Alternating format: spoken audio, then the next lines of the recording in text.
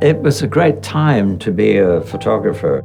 You know, if I decided I wanted to go to Africa or go to Russia, the office would just call Berry Magnum and they would say, yeah, we'll give him a few $1,000s to have a look at his pictures when he comes back.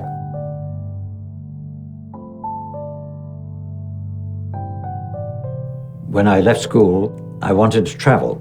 The possibilities in those days were more or less the old British Commonwealth, and South Africa sounded more exciting. It was already a time of political unrest in South Africa.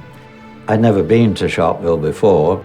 I just went back to the car when they opened fire on the crowd. It was just people running towards me and then bodies on the ground afterwards. At the court case afterwards, I was the only white person to give evidence. I took a photograph in the north of South Africa of an unlocked car with a baby sleeping on the back seat, a white child, and the nanny looking after the child was only about 12 or 13 herself. I kind of felt there was something to be done on the racial relationships. So I kept going back every couple of years until at one point I was banned. The situation was crazy. For instance, in Cape Town, there were beaches for white people and beaches for colored people. It was quite funny. The photographers of Magnum invited me to join, but the doyen of photography then was a guy called Henri Cartier-Bresson. Before I could finally become a member, he had to give me the okay.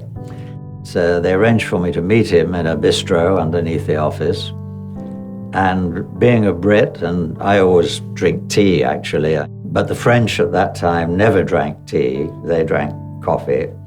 I met this Frenchman and I ordered coffee.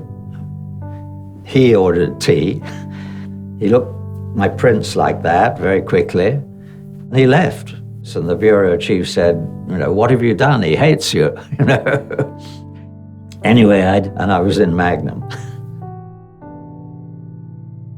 In those days, if you took a picture in Germany, the guy would look over their shoulder to see there were no Stasi watching them. If you took a picture in Italy, the Italians would do this, you know.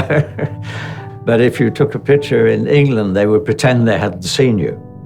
They would ignore you. I moved back to England. I was shooting this book on the English whilst my eye was still fresh. You know, if you live in a city or you live in a country, you see it every day. You see it, but you don't see it. People were far more relaxed then. I wanted to shoot in a hospital in London. I went to the guy running the hospital. He said, well, you know, I can't give you permission, but there's a white coat hanging behind the door, and if you want to borrow that, you can do it. It's a port town.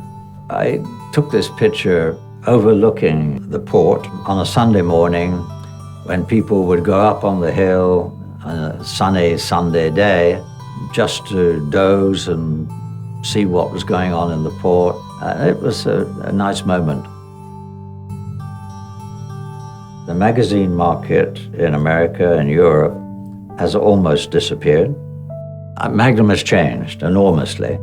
Sometimes good, sometimes bloody awful, actually.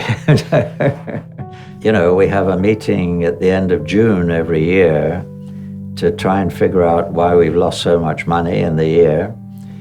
And I don't know half the photographers, but I still enjoy working, and I still enjoy traveling and looking at other countries and seeing how the people are. Why would I stop? God, that would be so boring.